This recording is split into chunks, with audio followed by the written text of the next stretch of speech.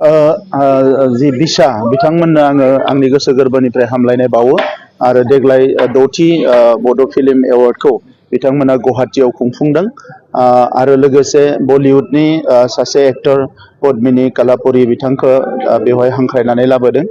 आङो मिजिंथिदों 1980निफ्राय जागायनानै दासिम बर' फिल्मा जथेस्थ' जौगाबोबाय। गोबां जेंनानि गेजेरजोंबो जाय बिथांमोना बर' फिल्म बरननाय बेवहाय एक्टिं खालामनाय आरो बिनि जि माखासे जेंना जेंसिनि गेजेरजोंबो स्ट्रागोलखौ खालामबोबाय थादों। आं बिथांमोननो साबायखर बावदों आरो मोनसे माहारिया जौगानो थाखाय गासैबो बिथिङा जौगानांगौ।